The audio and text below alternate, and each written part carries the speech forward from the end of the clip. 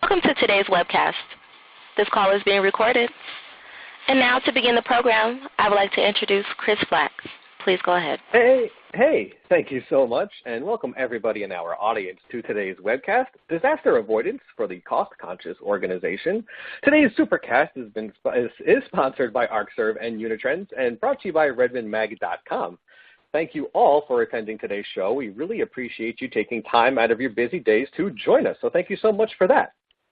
Really briefly, before we start today's presentation, a couple quick reminders. Today's Supercast is 90 minutes long, so feel free if you need to step away at any point to get yourself a beverage to please do so. But at the end of the call, we will have a Q&A session. We do encourage you to ask your question at any time, however, so that way we could definitely get to your question by the end.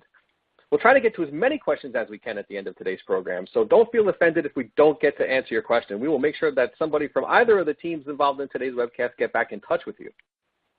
We are recording today's event for future viewing and listening purposes as well. We'll send you an email about 24 hours after the show is over where you can view the replay. We encourage you to share it with everybody you know who may be interested on the topic.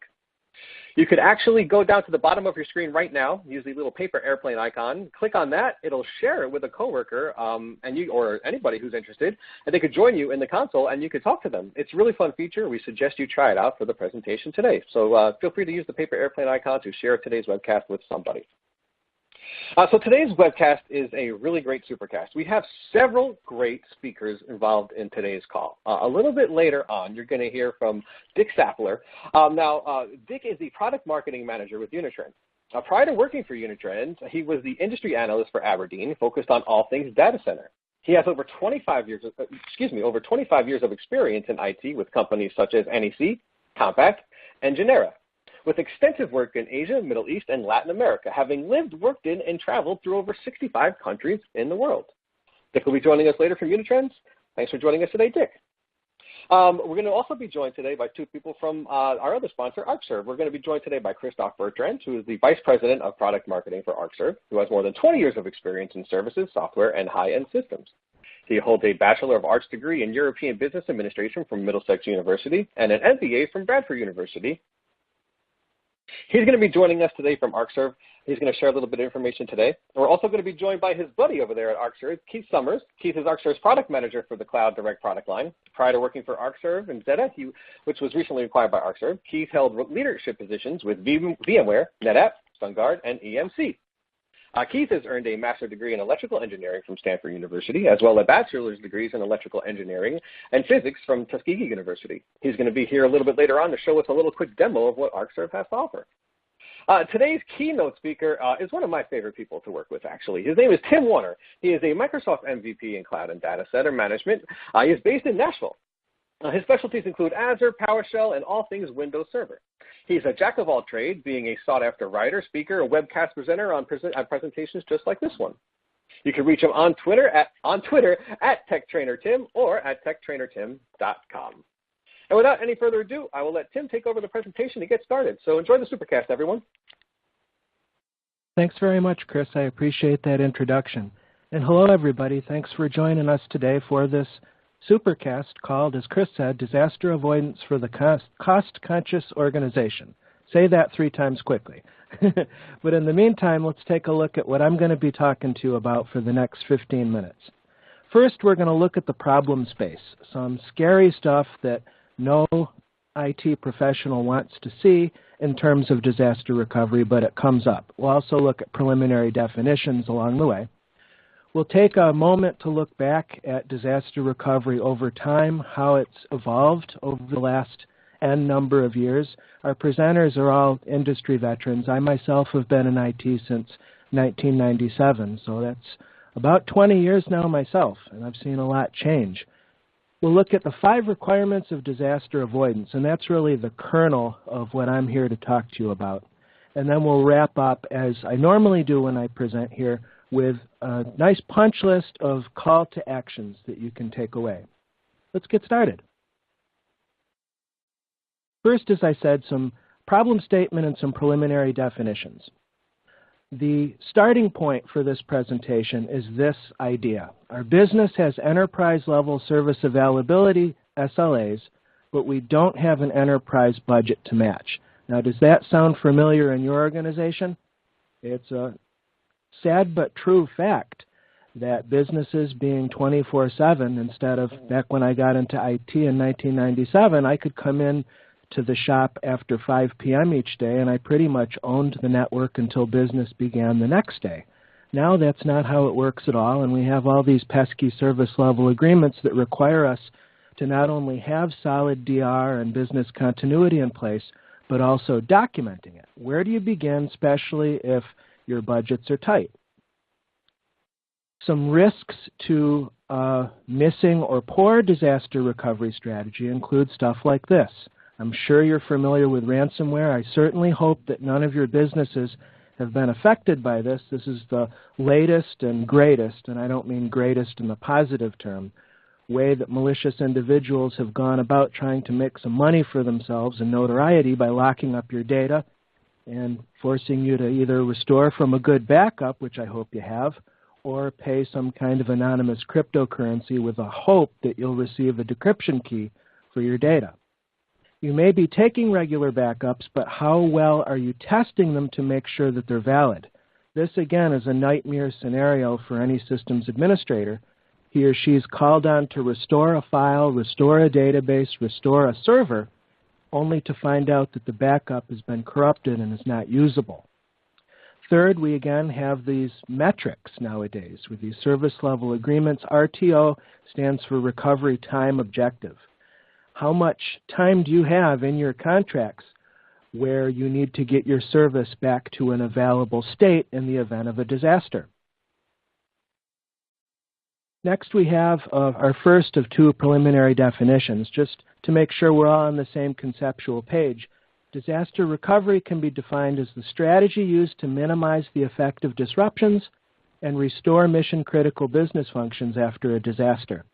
You'll note the little short URL in the lower left corner of the slide. That's where I put my attributions where those are necessary.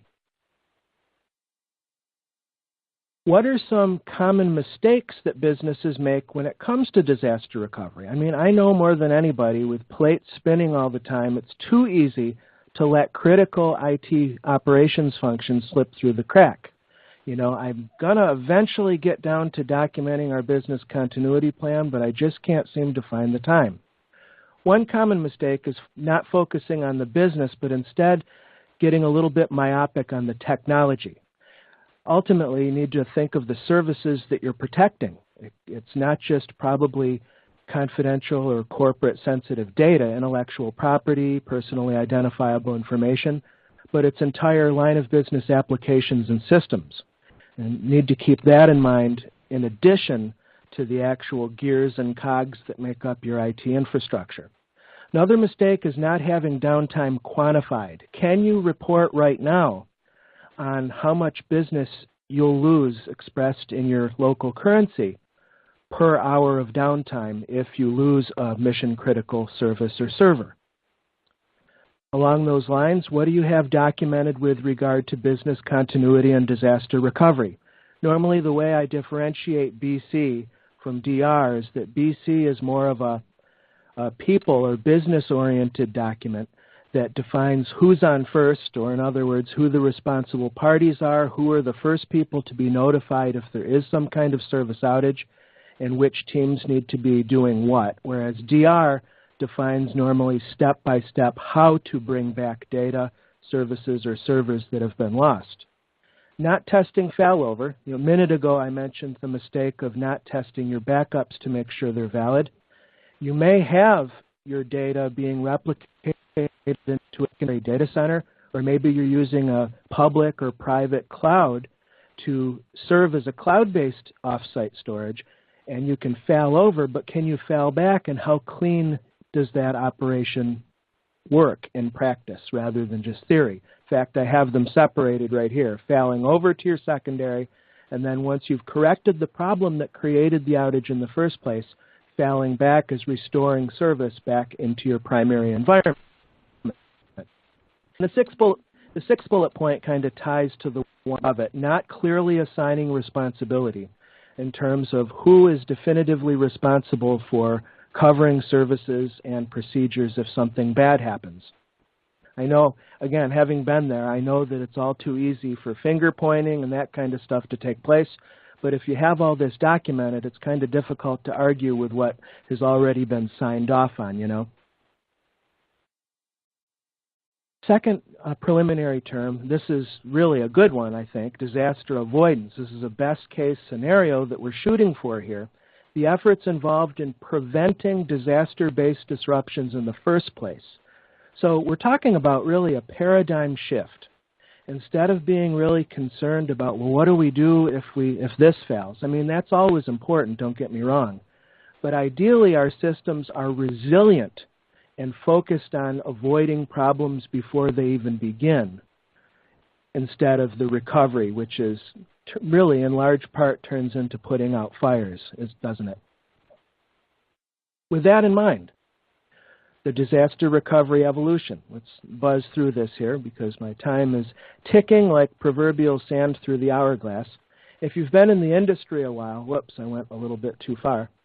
If you've been in the industry a while, then this picture, this flow chart should look familiar. Disk to tape backup, disk to tape backup. You know, hard disks are much faster to receive and read-write data than tape, certainly. Moving to off-site tape storage in case the primary copies of the backup were to fail in your data center. And then eventually we start integrating with cloud and data replication, on-premises replication within your own environment. And then maybe you're starting to take advantage of a public cloud service to do on-premises to cloud storage. And then here in 2017, we have the concept of disaster recovery as a service, where you're doing direct-to-cloud replication. And you can fail over and hopefully have a recovery point objective of minutes, seconds to minutes would be preferable, I would think most people would agree.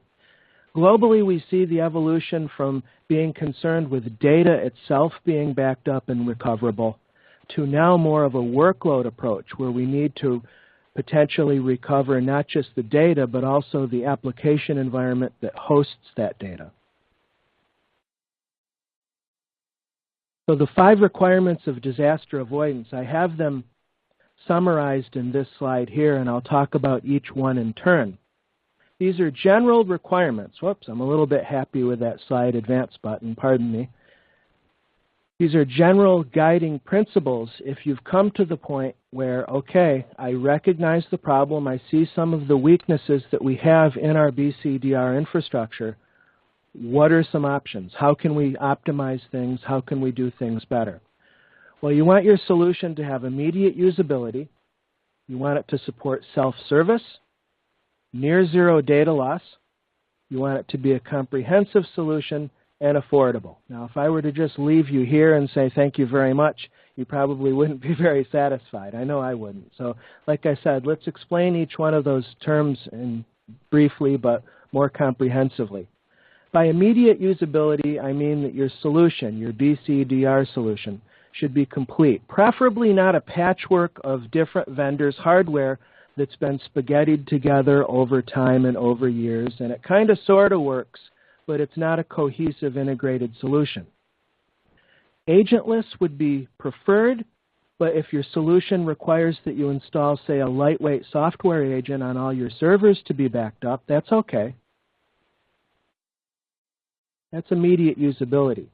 Nowadays, I think many people expect self-service, where your IT staff, we're talking about enterprise backup or even small, medium-sized backup, where the end users really are just doing their business. So when I say self-service, I'm talking about browser-based management for your IT staff and potentially your support desk to have universal access to your backup solution. You can't beat an HTML5 browser as far as desktop, laptop computer, smartphone access, tablet. That's what I mean by universal.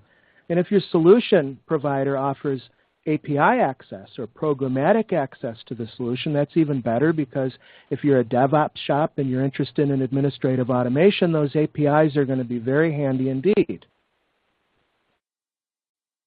Near zero data loss. What we're talking about here is the ideal of push-button failover. When a catastrophe happens in IT, of course your respiration's going to go through the roof, your heart rate's going to shoot, your hands are probably going to shake, it's nice to have as few steps to remember as possible to execute a failover. Preferably, you're back online with 5 minutes or maybe even shorter than that. If it's longer, all that's going to be a question of what's acceptable to you in your service level agreements. And then the ability not only to fail back to your primary environment, but the ability to simulate failure so that you can incorporate failover and failback testing in your environment. This allows you to sleep better at night because you know on a couple levels that your DR solution works. You know that failover and failback works, and if you're also testing the validity of your backups, that's going to allow you to sleep well at night with confidence that your data is securely stored and it will work when it's time to reinvoke it and perform a data restore. Comprehensive means that your solution should support multiple hypervisors. You may be both a Hyper-V and a VMware shop. You may be using Xen Server or Xen open source hypervisors. Your workloads, the sky's the limit. It could be off-the-shelf Microsoft servers like SharePoint or SQL Server. It could be line of business apps that you develop. Your solution obviously needs to fit what you have going on in your business. And affordability, some ideas to consider. Does the provider offer a subscription access model that's used nowadays with software as a service applications? When we're looking at cloud mechanisms for doing business, we think of recurring expense, which is operational expenditure, as opposed to capital expenditure, CapEx, where you're dealing with an upfront large lump cost, which is really indicative of older IT rather than what we've got, or at least we're aiming for in the 21st century. And does your solution provider offer license flexibility, tiered service? This is, again, as a hallmark of cloud services, where you have flexibility. If you don't need X, Y, Z feature, perhaps you can go to a lower service tier that suits your needs more affordably, and it gives you exactly the features that you need. Okay? So wrapping up, call to action, I've got 5 next steps for you to take away. 1, analyze and document your environment. What are your most important workloads? 2, assess your current disaster recovery plan and how can you do it better. 3, if you don't have documentation, get on that. It's no longer nice to have, I submit. Research solution providers, keeping those 5 requirements of disaster avoidance in mind. And then, this is the most important one, I think, in some sense, just from a work-life balance sanity standpoint, relax, because having done these steps and selected a provider and using it, you're being proactive. You're doing the right things. So that is that. Like Chris mentioned, if you have any questions for me or our other presenters, please fire them into the Q&A panel. And after Christoph, Keith, and Dick finish, we'll have a all-hands Q&A. This is my contact information on the screen. And I want to thank you very much for your time. And let me advance to the next slide because it's now time to turn the microphone over to Arcserve. We've got Christoph and Keith. Let me advance the slide. I believe, Christoph, you're going to go first, right? So I'm going to turn it over to you, sir. Thank you very much, Tim. Thank you. Great content. I think you touched upon some very important, very critical aspects associated with disaster recovery and really disaster avoidance, which is the next level of evolution and where we are today. Many organizations today of various sizes actually have enterprise-like requirements, that low recovery point objective, low recovery time objective, yet don't necessarily have the capabilities today, and in order to get there, need to really leverage cloud technology. So what I'd like to do today is introduce you to Arcserve, what we do, what we are. I will be also focusing on our most recent technology announcement, which is around our Cloud Direct technology. And Keith will take us through some of the feature set that you can leverage to get to that disaster avoidance stage that Tim mentioned. So Arcserve has been around for a long time as a name. We have more recently, 3 years ago actually, become independent again. So we're an independent company and a global business. We have many customers around the world, and we have a very complete portfolio that we call the Arcserve Unified Data Protection Portfolio. So it gives us the ability to provide our customers who are typically customers in the 500 to 2,500 employee range, which we define as loosely as the mid-market, a solution that not only combines the wide and deep capabilities of the enterprise, but also the ability to do this simply with a lot of options, a lot of choices. Whether you want to leverage an appliance, and we're very, very successful in that appliance business, or just traditional software, whether you want to leverage public cloud or have your own server set up with a disk-to-disk type of on-premise operation. The big thing, though, is that things are changing, and we'll talk a little bit about some of the new capabilities that are required to be successful. The main point being is that as you look at this, think of the Arcserve UDP platform as your one-stop shop where you can really have access from a very simple console and also an online portal you'll see in a minute, a very complete solution with many modalities for deployment, whether you prefer a prepackaged appliance or just to deploy your own software. It comes also with built-in capabilities such as global source side deduplication, and we also do very, very well in public cloud environments if that's what you decide to use. However, what's new is the fact that many organizations have realized that everything really has to be protected, and it's challenging when you're looking at decentralized environments when maybe you don't have the luxury of having that topology that Tim described, that disk to cloud, or wouldn't be easier if you could go straight to cloud, and that's really what I'd like for us to talk about today, bearing in mind that we really provide a wide variety of options when it comes to cloud.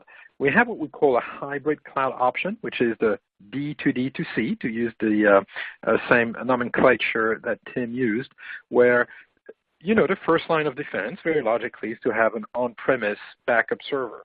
And that works really well whether you're using our appliance or a server you set up yourself. But what's really interesting and what's really new today is that really there is no solution until Arcserve Cloud Direct that is really designed for the mid-market and goes directly to cloud. No gateways, no appliance needed.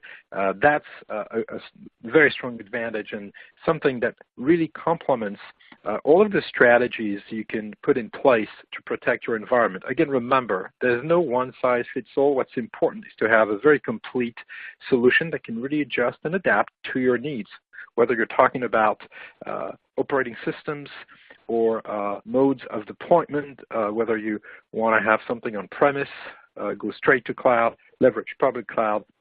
It's important to have options. And this is the way we've approached the design of our product portfolio.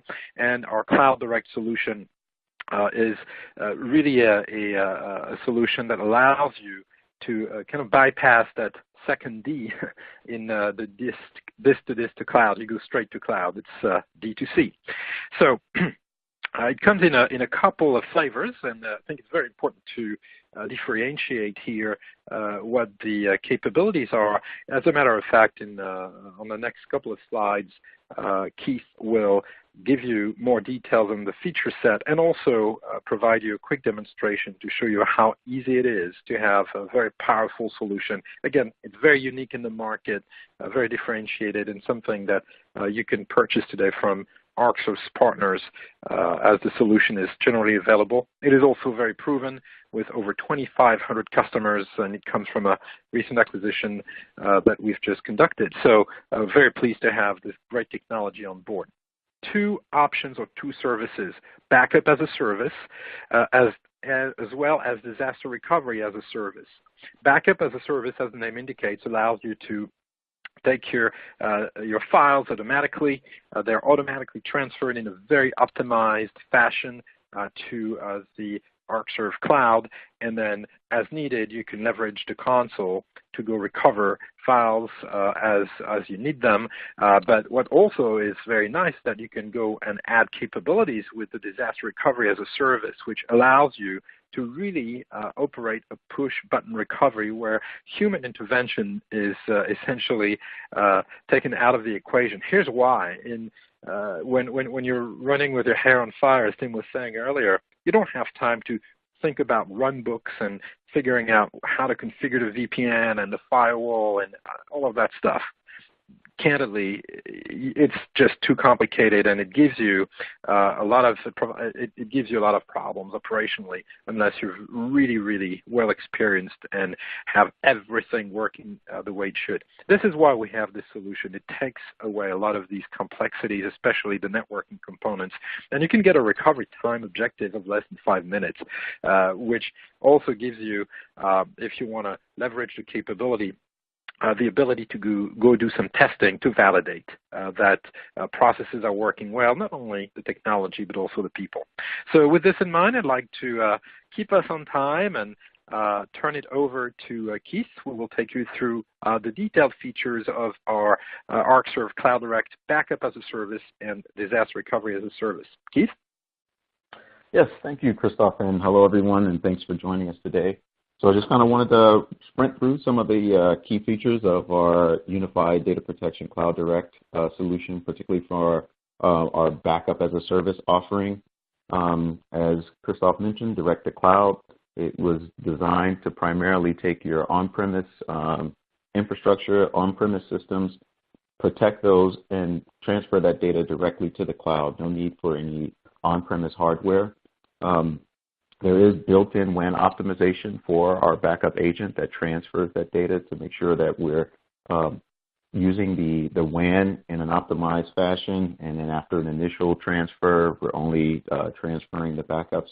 There is an option for maintaining a local copy, but the solution was designed directly for direct-to-cloud protection of your systems. Security and data integrity, of course, is paramount and very key. Data transmitted in flight is protected or encrypted using SSL, and at rest, we use AES encryption of your data when it's in our data center. We also support, from our portal standpoint, Google two-factor authentication, so if additional security is needed or required or requested for customers, we offer that as well. And then on our data center, when the data is in our data center, we have automated processes to make sure that data is indeed validated, untouched, and ready to be recovered should you need it.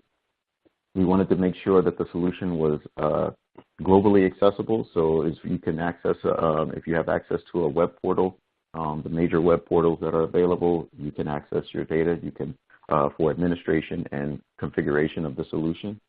We also, in that, have the ability to do some advanced reporting, which I'll show shortly in the demo. In terms of recovering your data, we offer multiple recovery options. So you can mount a recovery point as a disk and then navigate the recovery point as if it's a file or folder. We also allow you to restore any files, folders, or if you're protecting an entire system, we allow you to bring back that image from the cloud back to your on-premise environment.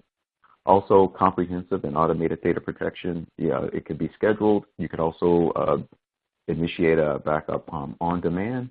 And then we offer various levels of granularity, whether it's files, folders, or if you have applications and you're looking at protecting something like a SQL or Exchange databases, we give you that capability as well. Or, as I mentioned, if you want to protect the entire system, we give you that capability as well.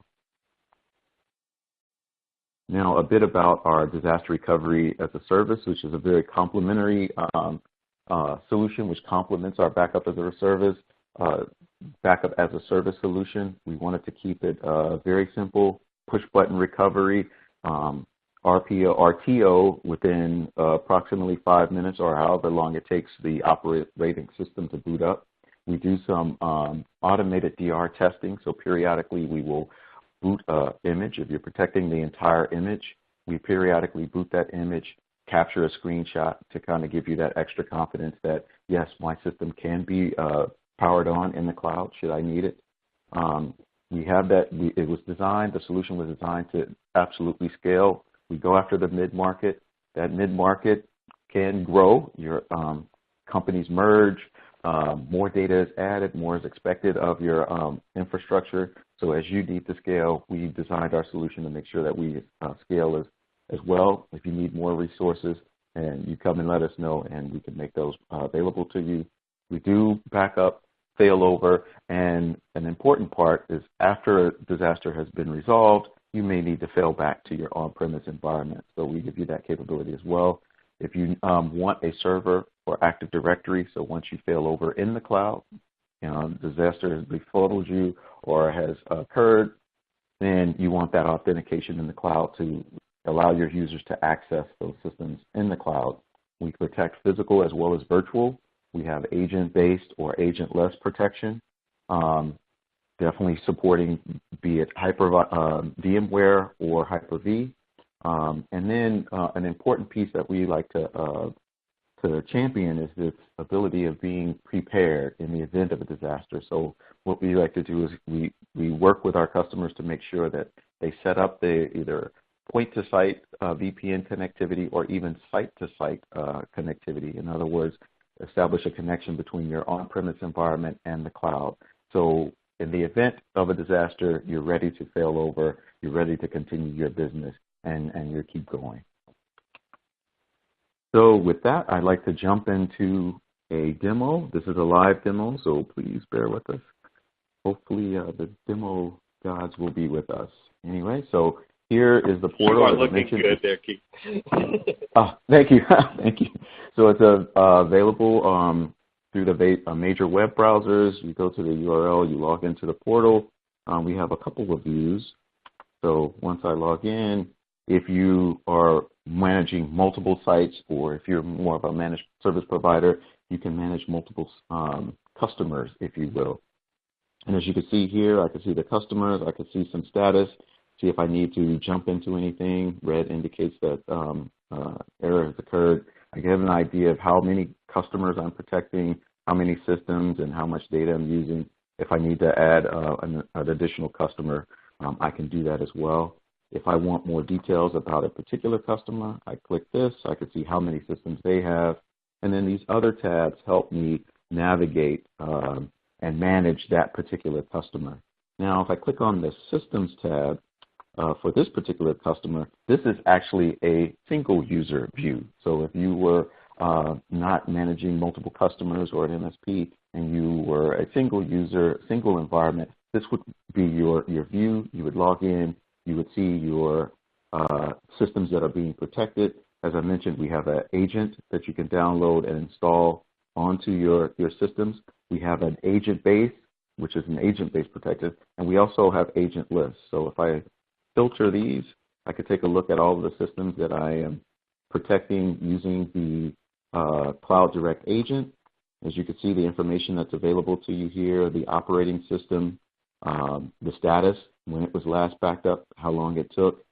Backups can be started ad hoc or on demand at any time.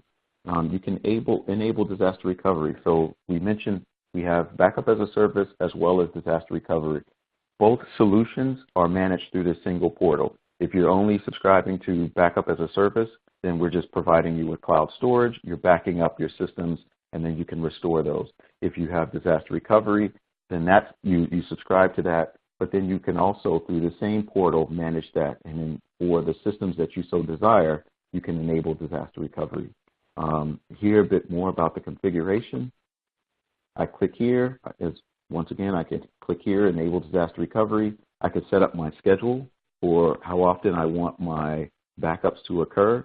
I can do it on a daily basis at a particular time. I can also set up a bandwidth throttle. So if I want to make sure that I'm not consuming all of the network bandwidth to do these backups, I can set some parameters and control to say only use this much bandwidth during these hours.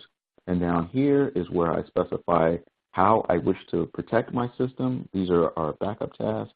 So I could do a system state, files and folders, If I want to protect some SQL or Exchange databases, if I want to protect Hyper-V disk images, I can do that as well.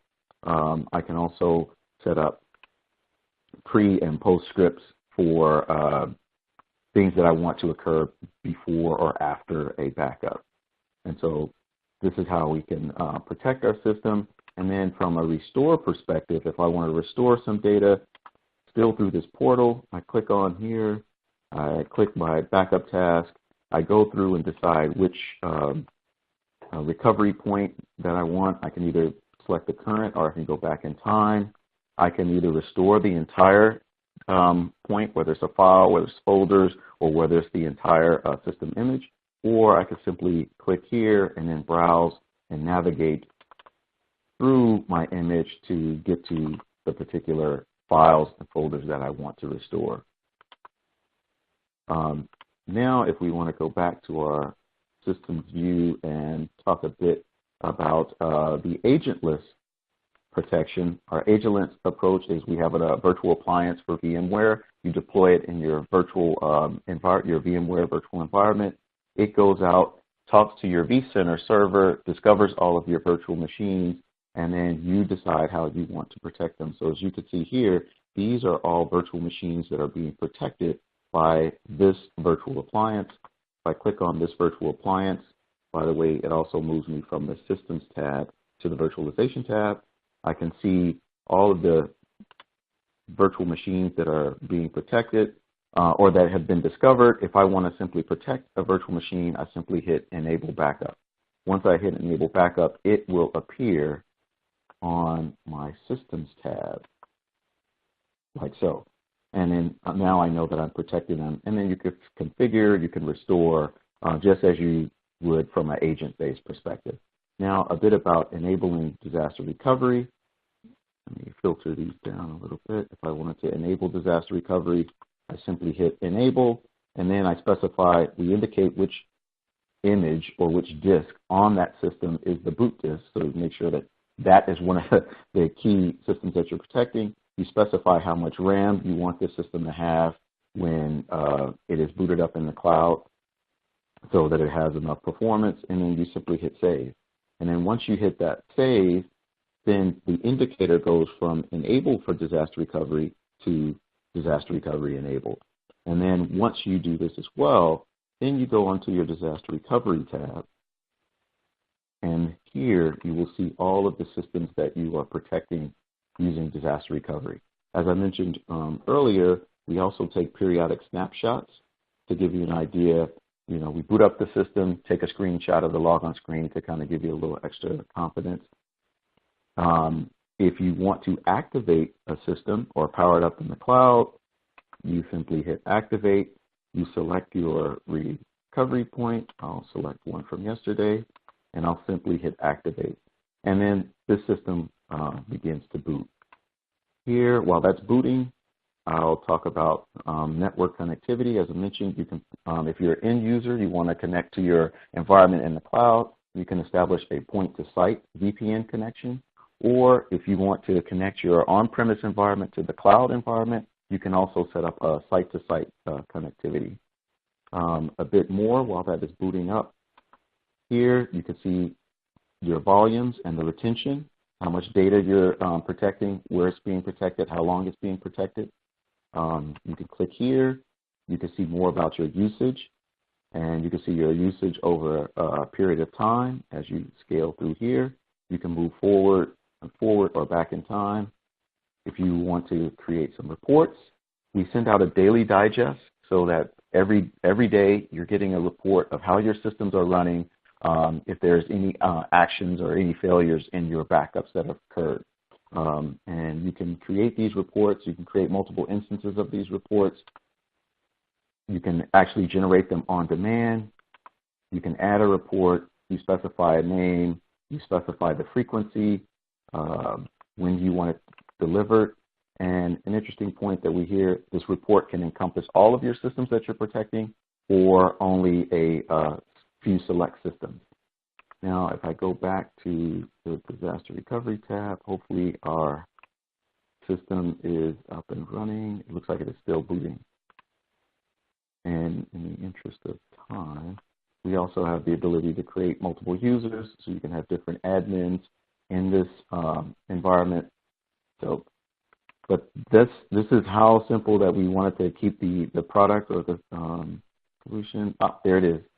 So it didn't take too much longer. So once the system is booted up in the cloud, it gets an IP address. It is running in the cloud. You can see how much RAM that it has. You can power on this system. It can be running in the cloud, and in the event when your disaster has been resolved in your on-prem environment, maybe some changes have taken place while it was running in the cloud, you can always fail back. And once you fail back, you can also deactivate it where it goes from active back to idle. And I think that is it in the interest of time, trying to make sure. So I'd like to turn it back over to you, Tim. Thanks very much, Keith, and thank you also, Christoph. Next, we have Dick Sapler from Unitrends. Let me bring up the appropriate slide. There we go. Dick, take it away, sir. Great. Thank you very much, Tim. Thank you, everybody. I appreciate you joining us today. As Tim said, my name is Dick Sapler. I'm Product Marketing Manager for Unitrends, and I'm coming to you today from beautiful, sunny Burlington, Massachusetts. So I just wanted to take 20 minutes or so to take you through disaster recovery and business continuity best practices and kind of the results our customers are having by following these really important steps. But first I wanted to confirm, kind of a basic premise of this webcast, and to say that downtime and data loss is still an issue in the industry. We've just concluded our 2017 market survey, and one of the major findings that we had is about a third of the respondents reported that they've lost data in the last 2 years. And depending obviously on the volume and type of data, this can be a real hit on a business. So a well-executed data protection and business continuity plan is really the best practice for avoiding this whole issue in your organization. So there are about 5 of the disaster recovery mistakes or the best practices that I wanted to talk about today. Avoiding a patchwork of vendors, the need to test your recovery regularly, and that's really critical. Knowing the impact of downtime and what it could mean to your organization, the impact of ransomware and how to avoid it, and finally, really want to encourage you to use the cloud and all of the services that it employs. So our first best practice is using a single vendor. If you have 2 or more vendors in your disaster recovery program and you're using their tools, you're probably condemned to trying to, at some point, figure out which one of them is a problem that you're having so that you know who to call for service. And that usually can lead to a lot of finger pointing. You can see our solution here, the Unitrends. This is our recovery series all-in-one hardware backup and continuity appliance.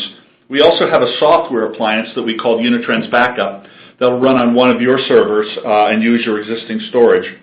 But literally, if you tried to build your own solution, you would have to have about 9 or 10 different components, tons of integration issues, interoperability, and support issues. So, and our appliances come with software that fully integrate with our own cloud, but we can also work with hyperscale clouds such as AWS and Azure. And so, in actuality, Unitrends works with all of these data protection and recovery scenarios. I want to point out that there's a secondary site that's a large part of the disaster recovery marketplace. About 50% of our survey respondents reported using a secondary site or a co-location recovery site. And Unitrends is ideal for companies with multiple locations, as you can literally manage multiple of our appliances through a single UI and set up a coordinated single disaster recovery strategy. However, if you're a small operation and you don't have a secondary location, the cloud really is ideal for a secondary location, as you don't have to purchase the servers and storage, but rather you just pay for what you use in the cloud. The second best scenario, the best practice that I wanted to talk about was the need for disaster recovery testing. One of the most surprising findings in our survey was that 62% of organizations don't test their disaster recovery capability more than once a year or not at all. And, it's like, how can you possibly say that you're actually covered by disaster recovery and have a recovery time objective if you haven't tested at all? Servers, operating systems, settings, data, software all need to be aligned before a business application can be brought online. And if any one piece of those is out of step, the entire process will fail and the critical business application will remain down. And the good news is that there's some really strong tools that make recovery testing automatic and easy. And so for many industries, such as healthcare, they are required to not only know that they have a disaster recovery plan, but then certify as to what their actual recovery times are. And these tools are really helpful in managing that process and the audits that you'll have as part of that process. So in Unitrends, we offer Recovery Assurance. It's an application that will do regular and automated testing, and that testing will go right up to the point of actually launching a backup application, just short of launching the application.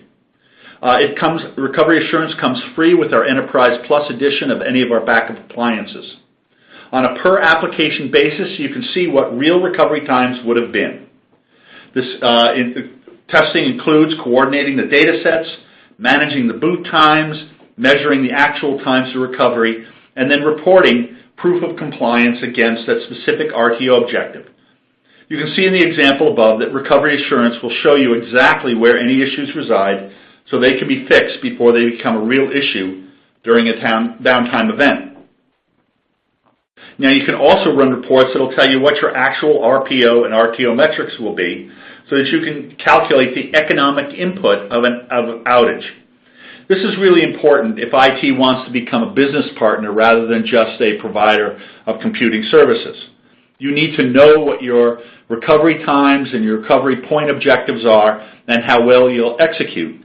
This allows you to actually guide some investments that are required in order to keep the business performing in the event of a local disaster, a ransomware attack, or even a major event. You want to be part of that conversation and not just an executor of strategies. And Recovery Assurance will also provide high-quality reports that can use for compliance reporting. For example, I just talked about the medical industry, and HIPAA mandates that healthcare IT organizations have a recovery program in place and it be tested, and that part of their audit is to actually show and document what your recovery times will be. And so these reports are used by many of our customers in the healthcare industry to actually meet their HIPAA reporting requirements. The third best practice that I wanted to talk to you about was avoiding ransomware. This is, and I'm afraid to say this is widely understood today, and that really the best way to avoid ransomware is to use a product that was built to withstand a ransomware attack. All of our products, all of our appliances actually will proactively monitor backups and use predictive analytics to identify data changes that can signify a ransomware attack is in progress. Today, many variants of ransomware, they'll delay notifying you so that it can infect more of your files in the background without you noticing it.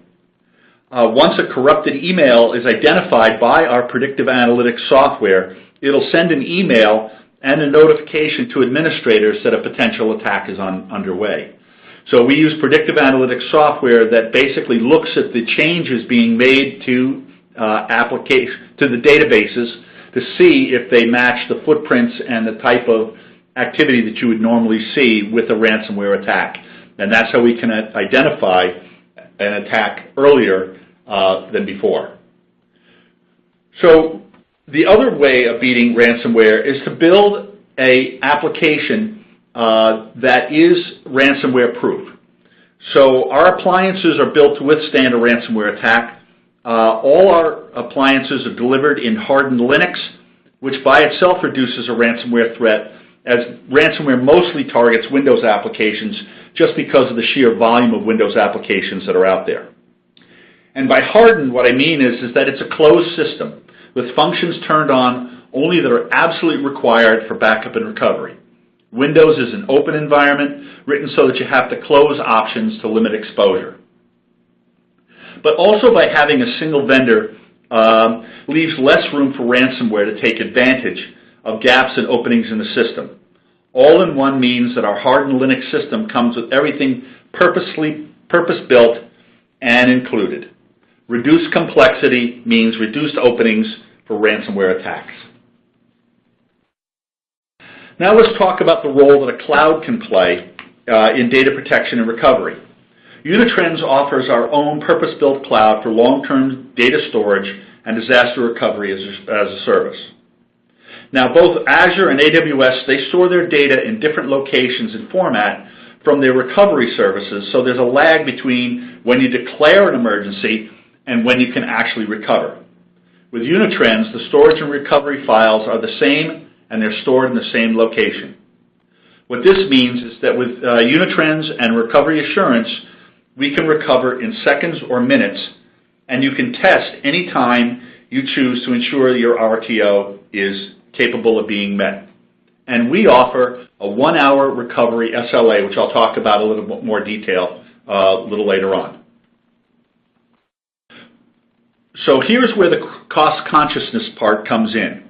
We offer tiered cloud services. First, what you do is you purchase the protection for just what you want, the volume of data that you need to protect. You purchase in 500 gigabyte blocks the data you want for long-term retention and disaster recovery, and only that amount of storage. Next, you purchase the length of time you want the data stored, and we go from anywhere from 90 days to 7 years to forever. So most companies have a data retention schedule so that you can mix and match these to your storage cloud. 3 years if you want to protect your press data, 7 years for your tax information, and so forth. Then you can choose the disaster recovery of the service options that you want. You can select what workloads you want to come up, in what order, at a very low cost per instance. And finally, we offer what's called premium disaster recovery as a service. This is all of DRAS services with a 1-hour service level agreement. We do monthly testing on these, and we present you with a report to address any issues found. And we understand what you want to do and make sure it'll happen. And this is a contractual SLA that you'll never get from Azure or AWS. So finally, price. So we went out and priced out what it would cost in order to do disaster recovery and storage with both AWS and Azure. And you can see that both AWS and Azure actually charge a per gigabit fee for recovery. Unitrends does not. So the 3 different scenarios you can see, 5 terabytes of data being stored for 1, 2, or 7 years, and then different levels of retrieval based upon recovery. And you can see there's a wide variation in price between what Unitrends pricing and AWS or Amazon services. These are substantially reduced prices, as you can see. So those were just some scenarios that we had selected at random. We actually have on our website a cost calculator that you can use. You can set the little scroll bars there that you can use to set the number of years you want protected, the amount of data, the number of recoveries you think you'll have per year, the amount of data you need to recover, and so forth. And you'll see that those indicators will all change. But it allows you to price out what a recovery cloud would cost you based upon your specific configuration. So really the people that we talk to and the customers, the 10,000 customers that we have around the world, they expect more, and they want to do less. They want to do more with less. So they want fewer vendors, they want more complete solutions that take less time to manage, and ultimately something that they'll be able to test and that they'll trust. And you get all that, you're ahead of the game, and you can relax a bit. So a couple of third-party validation points for you. In the 2017 reports, the Magic Quadrant reports that Gartner just published, Unitrends was the only company listed in both the Enterprise Backup Magic Quadrant and their Disaster Recovery as a Service Magic Quadrant. There are over 200 companies are included in these segments, and Unitrends was the only one that was included in both. And in 2017 DCIG Buyer's Guide, Unitrends had more recommended models than all other vendors combined and more excellent models than all other vendors combined. There are links to both these reports on our website, and I encourage you to check them out.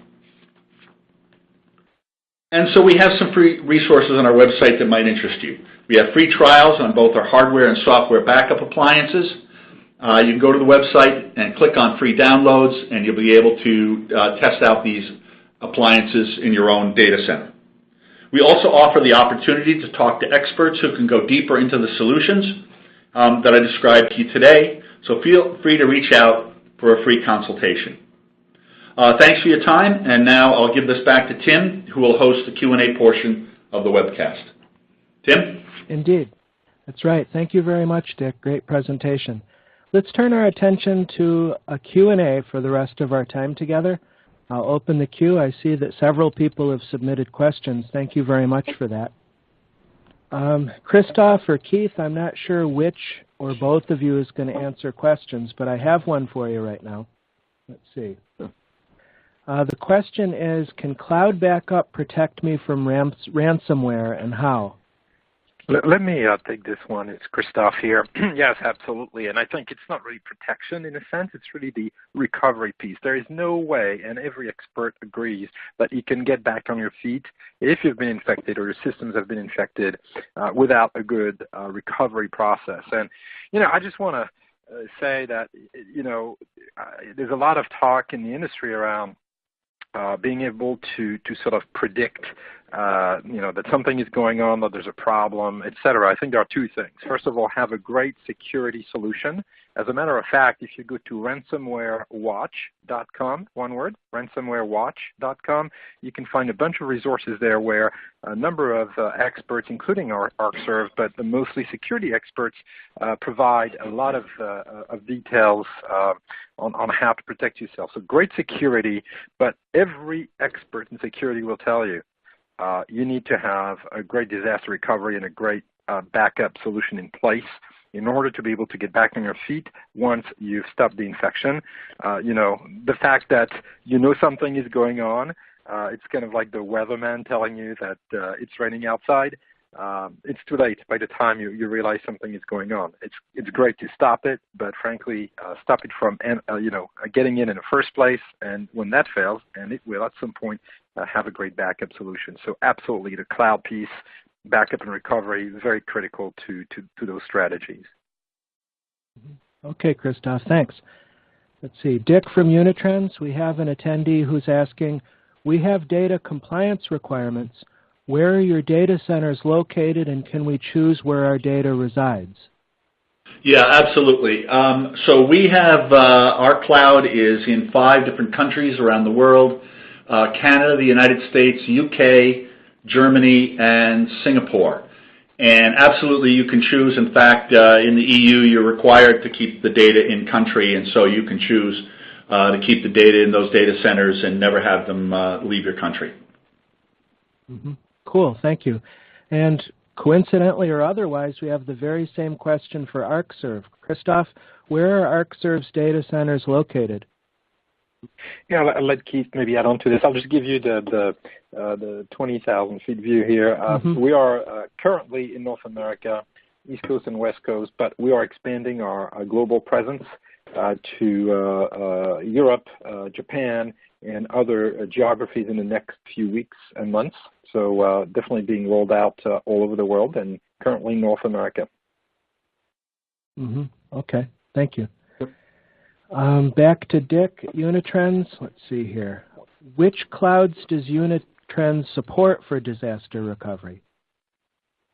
So we work with most of the large hyperscale clouds. So we do Amazon and Azure. We also do Rackspace. And pretty much any of the large hyperscale cloud vendors we can interoperate with. We have applications that I haven't talked about, such as Boomerang, which make failing over in the hyperscale cloud very easy. active VMs, active VMware VMs can be rolled from one cloud to another. And so we can pretty much work with anybody that you want. Mm-hmm. Okay. Back to Christoph at Arcserve. Does Cloud Direct work for Macs? Yes, Keith, I'll let you cover the platforms. Sure. Yes, it does work with Macs. We are able to protect data on Macs. Right now it's files and folders. We do not do the imaging of the entire Mac operating system, but if you have Macs and you want to protect your files and folders on those Mac systems, then you can use the Cloud Direct solution. We also, of course, support Windows and Linux as well. Okay. I'll bring that question over to you, Dick. Supported platforms with Unitrends? So we have about 300 hypervisors, applications, operating systems, and all that are on our compatibility matrix. And so many of those have native support or granular support. So they're all available on our website, and our compatibility matrix is available for anyone to see. Okay. While we're with you, Dick, Unitrends, a question an attendee asks, how do you protect the data on the appliance from being encrypted by ransomware if their infrastructure servers see the appliance as attached storage? So it will. So the question that Christoph, or the answer that Christoph gave earlier, that the backup files will be encrypted. So what happens is as the file, since we do snapshots of the files, and you set it for quite often, what we can do is we compare the last good backup against the backup that just got executed. And if there are major changes to that file format, that's how we can detect the ransomware. So there will be files that do get corrupted in a ransomware attack, but we will have multiple copies of backups, and we can recover right to the last good backup that you have, either on the appliance itself or another file at another location if you're following the 3-2-1 strategy that you really should be following. Right. Yep, exactly. Cool. Dick Sappler from Unitrends, we have an attendee asking you, how does Unitrends verify that my backups are working so that I can recover when I need to?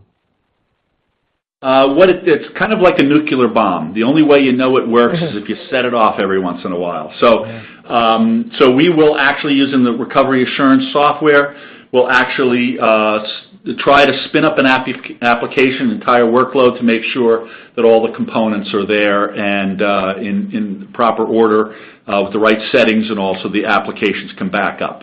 And so we can set those up to run automatically or on demand. It's your choice, and it's free testing. You can set it up to run as often as you want.